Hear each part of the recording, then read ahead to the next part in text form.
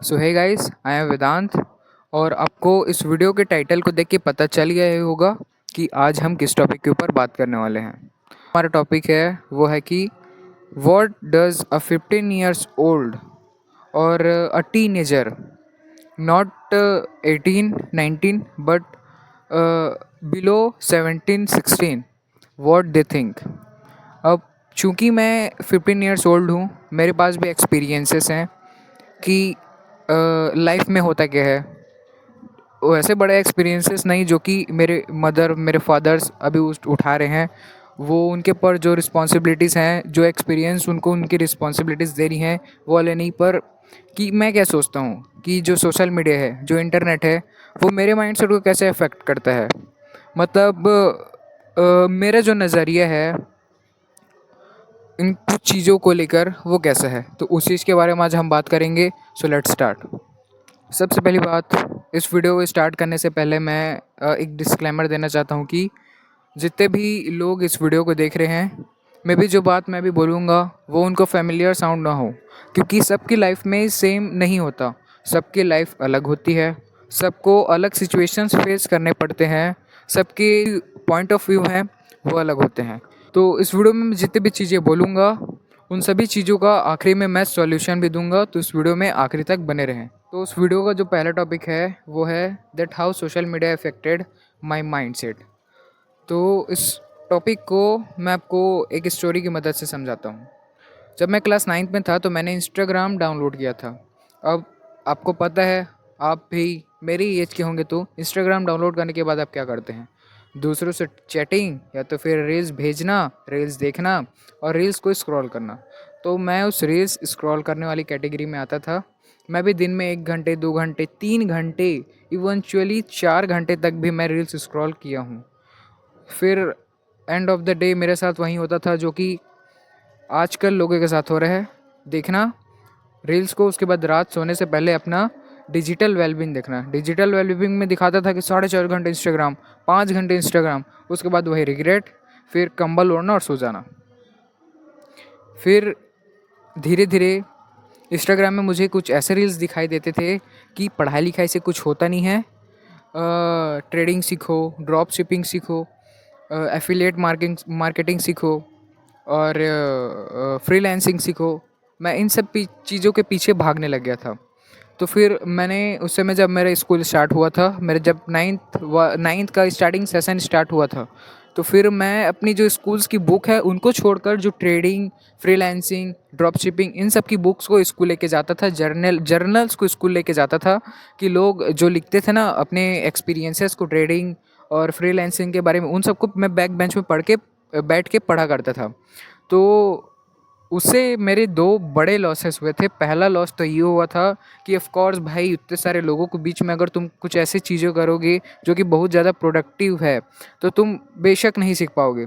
मैं सीखने के बजाय अपनी जो दूसरी एबिलिटी है उसको गेन कर सकता हूँ, और जो दूसरी एबिलिटी है वो है माई एकेडमिक स्किल्स। हाँ, मैं पढ़ाई में अच्छा था, पर इस इंस्टाग्राम में मेरे माइंडसेट को कुछ इस तरह अफेक्ट कर दिया था कि मैं पढ़ाई को एज अ एनिमी देखता।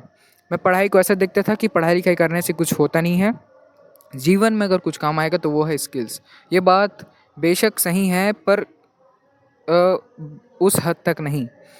तो इंस्टाग्राम आपके माइंडसेट को कुछ इस तरह से अफेक्ट कर रहा है। अगर आपको भी ये बात फेमिलियर लग रही है तो सावधान हो जाइए। और इसका तो दूसरी चीज़ मेरे अंदर ये आ गई थी कि मैं हर चीज़ के बारे में कंप्लेन करने लग गया था। और ये सारी जो चीज़ें हैं ना, लिटरली वो सोशल मीडिया और इंस्टाग्राम की वजह से ही मेरे अंदर आई थी कि मैं हर एक छोटी चीज़ के लिए अपने माता पिता को, जिनसे वो चीज़ हुई है मेरे लिए और शायद मेरे पास ना हो, मैं हर चीज़ के लिए उस समय कंप्लेंट करने लगे था। अगर मेरे पसंद की सब्ज़ी नहीं बनती थी तो उसके लिए मैं बोलता था क्या सब्ज़ी है, ऐसा सब खाना मुझे नहीं चाहिए, इन खानों से मेरा क्या होगा। तो ऐसा मैं सोचता था। मैं उस समय मेरे जो डिमांडिंग मतलब स्किल है, सॉरी, जो मेरे डिमांड्स थे वो बहुत ज़्यादा थे। मैं हर चीज़ के लिए डिमांड करता था। अब क्योंकि मेरा एक छोटा भाई है, तो मेरे जो मम्मी और पापा हैं, ऑफ़ कोर्स उसे जो जो भी डिमांड करता है उसे ला के दे देते हैं। तो मेरे अंदर उसके और मेरे बीच में मेरे को ऐसा लगता था कि मेरे मम्मी पापा पार्शियलिटी कर रहे हैं। तो उसकी वजह से मेरे को थोड़ा चिड़चिड़ापन, मैं अब भाई इंस्टाग्राम, अगर आप लोनली फील कर रहे हो ना, तो आपको लोनली फील करा देगा दोस्त। इंस्टाग्राम में आप जैसा सोचोगे वैसे ही रील्स आते हैं। तो उस समय जब मेरे एक ऐसा पार्शियलिटी वाला मेरे अंदर भावना आ गई थी, तो मेरे रील्स वैसे ही आते थे कि आपके मम्मी पापा आपके आपके बीच और आपके भाई के बीच पार्शियलिटी कर रहे हैं, तो देखिए आपको क्या करना चाहिए। ऐसे ऐसे रील्स, ऐसे ऐसे कोट्स आते थे, जिसे देख के मेरा माइंड सेट और पूरा धराशायी हो जाता था।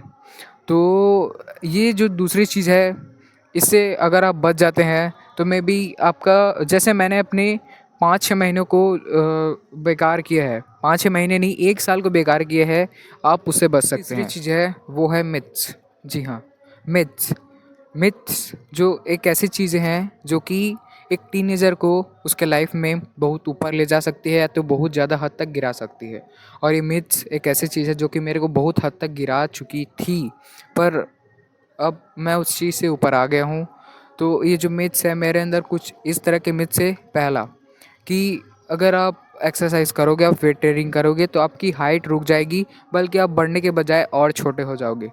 तो ऐसा मेरे फैमिली मेम्बर्स, मेरे जो आसपास में रहते हैं, उन्होंने मुझे बहुत बोला था, जिसकी वजह से मैं एक्सरसाइज को बहुत ही बुरा चीज़ समझने लग गया था। दूसरी चीज़ है कि पढ़ाई करने से आपका जो माइंडसेट है वह एक रैट की तरह हो जाएगा। तो ये चीज़ most of the 90% of the majority of the people के अंदर है कि अगर आप स्टडी करेंगे तो आपकी लाइफ में कुछ काम नहीं आने वाली। डिग्री बेशक आपकी ज़िंदगी में काम नहीं आएगी। अब मुझे तो मिली नहीं है। बाय द वे, डिग्री काम नहीं आती, क्योंकि जितने भी बड़े बड़े लोग होते हैं, जितने भी बिलियनर्स मिलियनर्स और मतलब जो टॉप ऑफ द पीपल हैं, 1% हैं, वो भी सेम चीज़ को मतलब प्रमोट करते हैं, that degrees and this marks never come in your, मतलब ये आपके काम नहीं आएंगे। ये चीज़ सही है, पर जो आप मार्क्स, अगर आप 100 में 100 लाते हो, तो 100 में 100 लाने के लिए आपके पास नॉलेज होगा, तभी आप 100 में 100 लाए हो। अगर आपका कोई टॉपिक है, मान लीजिए आज आपका एनुअल एग्ज़ाम है, अब एनुअल एग्ज़ाम में आपको 100 में 100 लाना है, तो आप क्या करोगे? पूरी बुक को चाट डालोगे, पढ़ डालोगे। तो उस पूरी बुक को पढ़ने के बाद आपको जो नॉलेज मिलेगा वो होता है उस चीज़ की वैल्यू। 100% आपकी कहीं काम नहीं आएगा, पर जो नॉलेज आपको मिलेगा वो आपका हमेशा काम आएगा। तो अब बात करते हैं कि कैसे आप इन चीज़ों को सुधार सकते हैं। सबसे पहला जो टॉपिक हमने जिसके ऊपर बात किया था उसके बारे में बताता हूँ मैं, कि सबसे पहली बात, अगर आपका इंस्टाग्राम से कोई ऐसा संबंध नहीं है, मतलब आप इंस्टाग्राम में रेगुलरली अपलोड नहीं करते हो, आप कोई क्रिएटर नहीं हो, तो देन डिलीट इंस्टाग्राम। मैं ये बोल रहा हूँ कि आईडी डिलीट मत करो, हफ्ते में 1 दिन 2 दिन आप देख सकते हो, पर इंस्टाग्राम को डिलीट कर दो। अपने फ़ोन में इंस्टाग्राम नहीं रहना चाहिए, क्योंकि जब भी मेरे फ़ोन में इंस्टाग्राम रहता है तो मैं खोल के रील्स स्क्रॉल करने लग जाता हूँ। तो उससे सबसे अच्छा तरीका है कि डिलीट इंस्टाग्राम, और डिलीट इंस्टाग्राम को डिलीट कर दो, और आपके फीड में भी जितने भी बकवास वाली चीज़ें आती हैं, मे बी आपकी फीड में वही सारी चीज़ें आ रही होंगी जो कि आप सोच रहे हैं। हाँ, सही समझे, वो चीज़ें आ रही हैं, तो उन सबको अनब्लॉक कर दो, मतलब उन पे रिपोर्ट कर दो, जिससे वो आपके फीड में आनी बंद हो जाएंगी। और कुछ नॉलेजेबल, मतलब पॉडकास्ट हो गया और बुक्स की समरी होती हैं, इन सबको फॉलो करो। जो दूसरी चीज़ है वो है start reading book. It can be anything. अगर आपके सिलेबस की बुक है तो सिलेबस की बुक को ही पढ़ना स्टार्ट करें। अगर आपके पास कुछ एक्सटर्नल बुक है, किसी बड़े महान आदमी, महापुरुष की बायोग्राफी रखी है, तो उसे पढ़ना स्टार्ट करें। आप किसी भी चीज़ को पढ़े पर पढ़े। जब तक आप पढ़ना नहीं सीखेंगे तब तक आप सीखना नहीं सीखेंगे, और जब तक आप सीखेंगे नहीं तब तक आप ग्रो नहीं करेंगे। तो ये जो हैबिट है मेरे अंदर बहुत अच्छे से आ गई है। मेरे अंदर अभी भी क्रेविंग्स हो रही हैं कि मैं जाऊँ, मेरे पास जो बुक्स रखे हैं उनको मैं पढ़ने स्टार्ट करूँ।